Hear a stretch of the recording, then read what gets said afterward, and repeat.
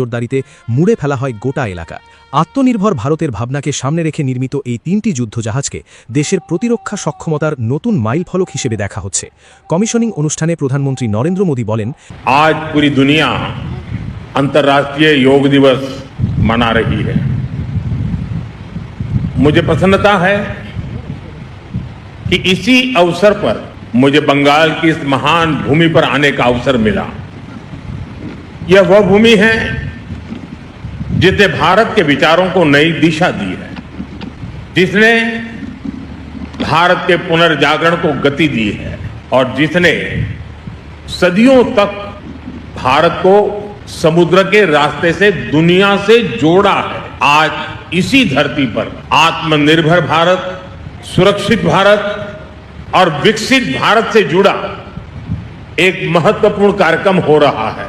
कुछ देर पहले INS Agray, INS Dunagiri और आईएनएस संशोधक को भारतीय नौसेना में शामिल किया गया है। वैसे आज 21 जून को वर्ल्ड हाइड्रोग्राफी डे के रूप में भी मनाया जाता है और ये बहुत ही अद्भुत संयोग है कि आज के दिन हमने भारत का सबसे एडवांस हाइड्रोग्राफी जहाज आईएनएस संशोधक कमीशन किया है।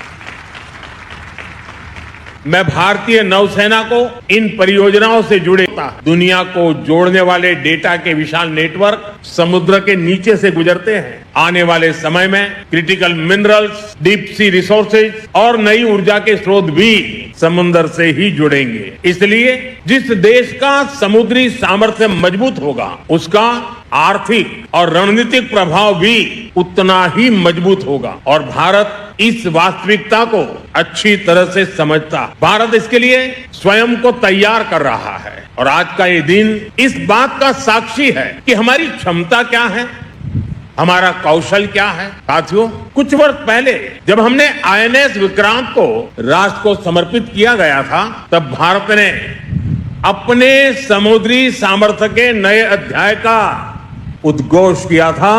विश्व भर के सामने हमारे सामर्थ्य का वो उद्घोष था। आईएनएस विक्रांत से लेकर आज तक की यात्रा केवल नए युद्धपोतों की यात्रा नहीं है, यह भारत की बढ़ती आत्मनिर्भरता की यात्रा भी है। आज आईएनएस अग्रय, आईएनएस दुनागिरी और आईएनएस संशोधक उसी यात्रा को नई गति दे रहे हैं। ये तीनों पोत भारत के 3 महत्वपूर्ण संकल्पों के भी प्रतीक हैं। इनका निर्माण भारत में हुआ है, इनकी डिजाइन भारत में तैयार हुई है, इनके निर्माण में भारतीय उद्योगों की प्रतिभा लगी है, भारतीय इंजीनियरों का कौशल लगा है, भारतीय श्रमिकों का परिश्रम लगा है और यही नए भारत की